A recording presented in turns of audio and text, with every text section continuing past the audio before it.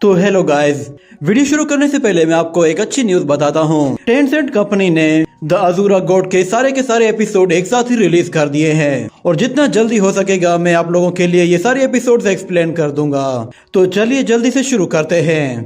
तो एपिसोड की शुरुआत में हमें दिखाया जाता है कि लुओ फेंग किंग जेन से लड़ने के लिए एक अलग शहर में आता है, जहां वो देखता है कि वहां उसे पहचानने वाला कोई भी नहीं है, ना ही उसे किंग जेन के एड्रेस के बारे में कुछ पता है। इसीलिए वो वहां मौजूद लोगों से कहता है कि मैं यहाँ पे किंग जेन से लड़ने, मुझे कोई मैं किंग जेन के बारे में जानना चाहता हूँ, क्या कोई मुझे उसके बारे में बताएगा कि वो कहाँ रहता है। तो कोई भी शख्स उसे मुंह नहीं लगाता, बल्कि हर कोई उसे इग्नोर करके जा रहा होता है। तो लुओ फेंग दोबारा उन लोगों से कहता है कि मुझे कोई किंग जेन का एड्रेस बता सकता है, मैं उसे यहाँ पे चैलेंज करने के लिए आया हूँ। ये बात सुनते ही सब लोग वहाँ पे रुक जाते हैं और उस लड़के की तरफ देखकर फिर जोर जोर से हंसने लगते हैं और कहते हैं कि क्या तुम यहाँ पे किंग जेन को चैलेंज करने के लिए आए हो? तुम किसे बेवकूफ बना रहे हो? जरा अपनी तरफ देखो। वो हंसते हुए उसका मजाक उड़ाने लगते हैं, जिस पर लुओ फेंग भी हैरान हो जाता है और कहता है कि शायद ये लोग मेरे बारे में नहीं जानते। इतने में एक वॉरियर उस पर जैसे ही आके हमला करता है तो लुओ फेंग फौरन से पीछे हट जाता है और हमें दिखाया जाता है कि उस वॉरियर के हाथों में दो बड़े आर्मर होते हैं और वो लुओ फेंग से कहता है कि सुनो बच्चे, क्या तुम्हारे अंदर इतना दम है कि तुम गॉड ऑफ वार को चैलेंज कर सको? तो लुओ फेंग उससे कहता है कि मुझ में चाहे कितना भी दम हो, इससे तुम्हारा कोई लेना देना नहीं। और वो वॉरियर कहता है कि जो मैं सोच रहा हूँ, अगर वो सब कुछ सच है तो फिर तुम्हें आजमाना तो बनता है। ये कहते ही वो उस पे हमला कर देता है। तो लुओ फेंग फौरन से पीछे हटता है तो वो वॉरियर उस पे दोबारा हमला करने की कोशिश करता है, मगर इस मर्तबा लुओ फेंग ऊपर जाकर उसे एक जोरदार किक मारता है, जिससे वो वहां से दूर जा गिरता है। मगर इतने में एक वेपन लुओ फेंग के पास से होके गुजरता है और वो वेपन फिर घूमते हुए दोबारा से उसके पास आ जाता है और उस मर्तबा भी लुओ फेंग खुद को बचा लेता है। और हमें दिखाया जाता है कि वहां पर एक वॉरियर होता है जिसने वो डबल हेड स्वॉर्ड उसकी तरफ थ्रो की थी। वो फेंग से कहता है कि तुम गॉड ऑफ वार को चैलेंज करना चाहते हो, पहले जरा मेरा मुकाबला करके देखो। ये सुनते ही लुओ फेंग अपनी दोनों स्वॉर्ड्स निकालता है और उस लड़के के साथ फाइट करना शुरू कर देता है। तो वो लड़का उस पर एक के बाद एक अटैक किए जा रहा होता है, मगर फेंग ऊपर जाकर उस पर एक पावरफुल स्वॉर्ड अटैक करता है, जिससे वो उसे पीछे धकेल देता है और अपनी दूसरी स्वॉर्ड से उसे उठाकर वहां से दूर फेंक देता है। उसकी तरफ करते हुए कहता है कि हार मान लो वरना मारे जाओगे।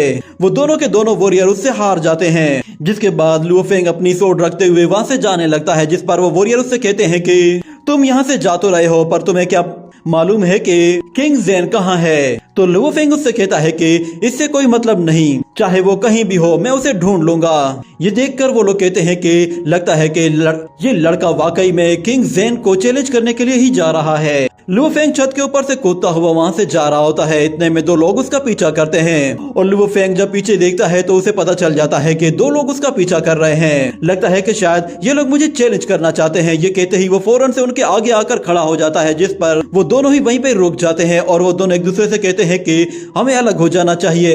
ये कहते ही वो दोनों ही अलग अलग डायरेक्शंस की तरफ भागते हैं और हमें दिखाया जाता है कि लुओ फेंग एक बंदे का पीछा करता है। जब उस तक जाकर पहुंचता है तो अपनी स्वॉर्ड उसकी गर्दन पे रखता है, मगर उसे पता चलता है कि ये तो क्वांग की बेटी है। वो उससे कहता है कि तुम यहाँ पे क्या कर रही हो और तुम लोग मेरा पीछा क्यों कर रहे थे? तो वो लड़की कहती है कि हम लोग तो बस अपने नए किंग का पीछा कर रहे हैं, हम लोग देखना चाहते हैं कि आखिर हमारे किंग में कितना दम है और कहीं हमारे किंग को हमारी जरूरत तो नहीं है। मैं जानती हूँ कि आप किंग जेन से मिलने के लिए जा रहे हैं, मगर उसके बारे में शायद आपको मालूम नहीं है, वो इस वक्त अबेंडेंट पीक पे है। वो जगह बहुत ही ज्यादा खतरनाक है, इसलिए आपको थोड़ा सा संभल कर रहना चाहिए। तो लुओ फेंग देखता है कि वो लड़की उसकी कुछ ज्यादा ही परवाह कर रही है। वो उसे कहता है कि तुम्हें मेरी इतनी ज्यादा परवाह करने की जरूरत नहीं है, तुम वापस चली जाओ। ये कहते ही लुओ फेंग अबेंडेंट पीक की तरफ चला जाता है और हमें दिखाया जाता है जैसे ही वो उस पीक के पास पहुंचता है तो वो एक पहाड़ से छलांग लगाकर नीचे जाता है, मगर अचानक उसे पता चलता है कि वहां तो जाल बिछा हुआ है और एक चेन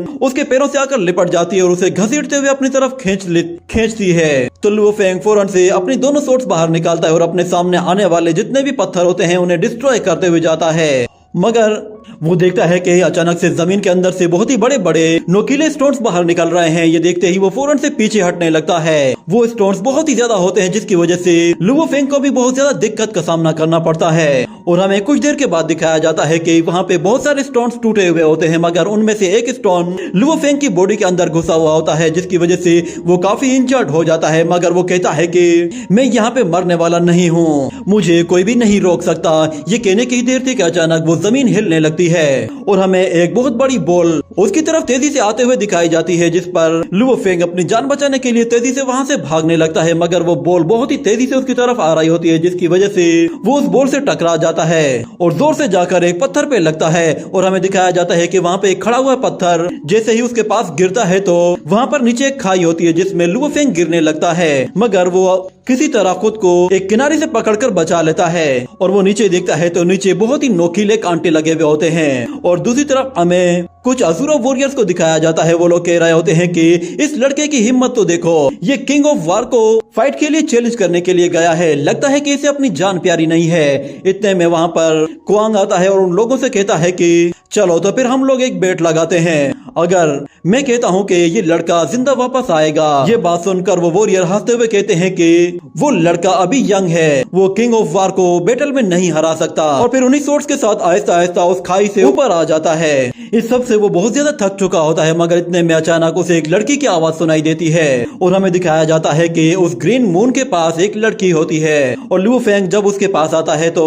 वो लड़की उससे कहती है कि मैं तुम्हारा ही यहाँ पे इंतजार कर रही थी। तो लुओ फेंग कहता है तुम कौन हो? तो वो लड़की बताती है कि मैं किंग ज़ेन की वाइफ शिंग यू हूँ, तुमसे मिलकर अच्छा लगा, तुम अज़ूरास का फ्यूचर हो, तुम फ्यूचर में एक ग्रेट लीडर बनोगे। तो लुओ फेंग कहता है कि क्या तुम्हें किसी ने मेरे बारे में बताया है? तो वो लड़की कहती है कि तुम्हारे बारे में किसी को कुछ भी बताने की जरूरत नहीं है, मैं तुम्हारे बारे में बहुत कुछ जानती हूँ। ये सुनकर लुओ फेंग हैरान हो जाता है और कहता है कि क्या तुम मेरी किस्मत का हाल जानती हो? तो वो लड़की कहती है कि नहीं, मैं तुम्हारी किस्मत को नहीं जानती, पर मुझे कुछ हिंट्स मिलती हैं जिनकी मदद से मैं एक अंदाजा लगा सकती हूँ कि कौन फ्यूचर में क्या बनेगा। ये पावर सिर्फ और सिर्फ मेरे पास है, यहाँ तक कि गोड्स भी ये इस तरह की पावर्स अचीव नहीं कर सकते। तो लुओ फेंग उससे कहता है कि मुझे पता चला है कि किंग ज़ेन यहाँ पे है, मुझे बताओ कि इस वक्त वो कहाँ होगा। तो वो लड़की कहती है कि वो नेचर का बिल्कुल सीधा साधा है, वो जब भी उदास हो जाता है वो हमेशा से मेरे ही पास आता है। इस दुनिया में उसका कोई भी दोस्त नहीं है, वो बिल्कुल अकेला है, क्या तुम उसके दोस्त बनना चाहोगे? ये कहकर वो जैसे ही उसकी तरफ हाथ आगे बढ़ाती है तो लुओ फेंग उसका हाथ पकड़ता है, जिस पर उसे दिखाई देता है कि शिंग यू जब अंडरवर्ल्ड में मौजूद थी तो उसे बचाने के लिए किंग ज़ेन अंडरवर्ल्ड में चला गया था। और उसे पीछे से आवाज देकर उसे अपनी तरफ बुलाता है और उसे अपने गले लगा लेता है। उसे कहता है कि तुम मेरे साथ चलो, मैं तुम्हें मरने नहीं दूंगा। ये कहते ही वो उसे अंडरवर्ल्ड से वापस से रियल वर्ल्ड की तरफ ले जा रहा होता है। इतने में अचानक अंडरवर्ल्ड में मौजूद कुछ छोटे छोटे घोस्ट उसे जाकर पकड़ लेते हैं, जिस पर वो जोर से चिल्लाती है। मगर किंग ज़ेन कहता है कि चाहे कुछ भी हो जाए, मैं तुम्हें इस दुनिया से निकालकर अपनी दुनिया में वापस ले जाकर ही रहूंगा। और दूसरी तरफ वो लिटिल घोस्ट आहिस्ता आहिस्ता बढ़ते जाते हैं और अज़ूरा किंग भी हार मानने वाला नहीं था, वो और भी ज्यादा स्पीड बढ़ा देता है। और इस तरफ एक घोस्ट शिंग यू की आंखों को आकर पकड़ लेता है, जिससे उसकी आंखें पूरी तरह से खराब हो जाती हैं। और वो कहती है कि मैं यहाँ से बाहर नहीं जा पाऊंगी। मगर किंग ज़ेन कहता है कि नहीं, मैं तुम्हें यहाँ से हर हाल में लेकर जाऊंगा। वो अपनी पूरी स्पीड के साथ उस पोर्टल के जरिए उसे वहाँ से बाहर निकाल ही रहा होता है कि अचानक वो पोर्टल बंद हो जाता है और उसकी आधी बॉडी उस पोर्टल के दूसरी तरफ रह जाती है। किंग ज़ेन उसे निकालने की बहुत कोशिश करता है, मगर वो इसमें नाकाम हो जाता है, जिसके बाद से वो लड़की हमेशा के लिए उस जगह फंस जाती है। ये देखकर लुओ फेंग भी हैरान हो जाता है और वो कहता है कि तुम तो पहले से ही मर चुकी हो। तो वो लड़की कहती है कि हाँ, मैं मर चुकी हूँ, मगर किंग ज़ेन मुझे अंडरवर्ल्ड से खींचकर वापस से रियल वर्ल्ड में लेकर आया है। वो मुझसे बहुत ज्यादा प्यार करता है, इसीलिए वो मेरे लिए कुछ भी कर सकता है। और जब मैं कुछ देर के लिए उसके आसपास से गायब हो जाती थी तो वो बिल्कुल पागल सा हो जाता था, यहाँ तक कि वो मेरी डेथ को भी एक्सेप्ट नहीं कर रहा था। तो लुओ फेंग कहता है कि शायद तुम जिस चीज को चाहती थी वो तुम्हें कभी नहीं मिली। मगर वो कहती है कि किंग ज़ेन जिस चीज को चाहता है वो उसे हर हाल में हासिल कर लेता है। वो पैदा ही बहुत ही पावरफुल डिजायर्स के साथ हुआ था। वो जिस चीज को हासिल करने का फैसला कर लेता है वो उसे हर हाल में हासिल करता है, चाहे उसके लिए उसे किसी भी हद तक क्यों न जाना पड़े। और तुमसे पहले कभी भी किसी ने मुझे टच नहीं किया, किसी में भी इतनी हिम्मत नहीं कि वो किंग ज़ेन गुस्से को झेल सके। और तुम्हें भी थोड़ा सा संभल कर रहना चाहिए, वो कभी भी यहाँ पे वापस आ सकता है। ये कहने की ही देर थी कि किंग ज़ेन उसके बिल्कुल पीछे आ खड़ा होता है और उसका सिर पकड़कर जोर से जमीन पे दे मारता है और अपने नाइफ की मदद से उसका काम तमाम करने ही वाला होता है कि लुओ फेंग वहाँ से निकलकर हवा में ऊपर चला जाता है और ऊपर से अपनी दोनों सोर्ड्स के साथ उस पे हमला करता है, मगर किंग ज़ेन उसके अटैक को रोककर वापस उसे पीछे धकेल देता है। और फिर हमें दिखाया जाता है कि उन दोनों के बीच में एक बहुत ही खतरनाक लड़ाई होती है जिसमें वो दोनों ही अपने बहुत ही पावरफुल स्किल्स का इस्तेमाल करते हैं। दोनों के हथियार इतने ज्यादा तेज होते हैं कि वो पलक झपकते ही किसी का भी काम तमाम कर सकते हैं। और इतने में अचानक लुओ फेंग को पता ही नहीं चलता और किंग ज़ेन अपना नाइफ उसकी बॉडी के अंदर घुसा देता है जिससे वो काफी इंजर्ड हो जाता है, मगर वो कहता है कि मैं यहाँ पे हार मानने के लिए बिल्कुल भी नहीं आया। ये कहते ही वो अपनी दोनों सोर्ड्स के साथ दोबारा से लड़ने के लिए तैयार हो जाता है और इस मर्तबा उसका ब्लड और अभी निकलना शुरू हो जाता है, यानी कि अब वो और भी ज्यादा गुस्से में आ रहा है। वो अपनी पूरी ताकत के साथ एक बहुत ही पावरफुल स्प्लैश अटैक करता है जिससे किंग ज़ेन आराम से बच जाता है और उसके पास पहुंचते ही उसे एक जोरदार पंच मारता है जिससे लुओ फेंग को काफी दर्द होता है, मगर किंग ज़ेन एक के बाद एक पंचेस की बौछार कर देता है और उसे पकड़कर जोर से जमीन में गाड़ देता है। ये देखकर वो लुओ फेंग से कहता है कि तुम्हारी स्ट्रेंथ में और मेरी स्ट्रेंथ में जमीन और आसमान का फर्क है, इसलिए मुझे चैलेंज करने से पहले दोबारा सोच लेना। ये कहकर वो वहाँ से जा ही रहा होता है कि अचानक शिंग्यू कहती है कि इस लड़के को इतना इजी मत लो, इसमें अभी भी काफी दम है। और फिर वो देखता है कि लुओ फेंग दोबारा से खड़ा हो रहा है। ये देखकर किंग ज़ेन कहता है कि चाहे तुम कितनी मर्तबा ही क्यों ना खड़े हो जाओ, मगर तुम्हारा अंजाम वही होगा जो तुम्हारा पहले हुआ है। तो लुओ फेंग कहता है कि ज्यादा जल्दी खुश मत हो जाया करो। ये कहते ही वो फिर से गुस्से में आकर अपनी बॉडी से पावरफुल एनर्जी रिलीज करता है। उसका ऑरा देखकर किंग ज़ेन भी हैरान हो जाता है और वो कहता है कि ये किस तरह की पावर है। वो अपने आर्मर को देखता है कि वो ऐसा ऐसा टूटने लगा है। लुओ फेंग तेजी से उसके पास आते ही उस पर अपना एक पावरफुल अटैक करके उसके आर्मर को तोड़ देता है और उस पर दोबारा से अज़ूरा मंत्र अटैक करता है जिससे किंग ज़ेन काफी इंजर्ड हो जाता है। ये देखकर उसकी वाइफ भी बहुत ज्यादा घबरा जाती है और किंग ज़ेन गुस्से में आकर कहता है कि अब तुम देखो मैं तुम्हारी हड्डी पसली कैसे तोड़ता हूँ। ये कहने के बाद वो अपने एक हाथ को एक ड्रिल मशीन में ट्रांसफॉर्म कर देता है। ड्रिल मशीन के साथ उस पे हमला करता है तो लुओ फेंग अपनी सोर्ड्स के साथ उसे रोकने की कोशिश करता है, मगर वो ड्रिल मशीन उसकी सोर्ड्स को साइड पे करते हुए उसकी बॉडी के अंदर घुस जाती है जिससे फेंग को बहुत ज्यादा दर्द होने लगता है और किंग ज़ेन उसे हवा में ऊपर उठा लेता है जिससे लुओ फेंग बिल्कुल बेहाल हो जाता है। मगर किंग ज़ेन कहता है कि मैं जानता हूँ कि तुम अभी भी लड़ सकते हो।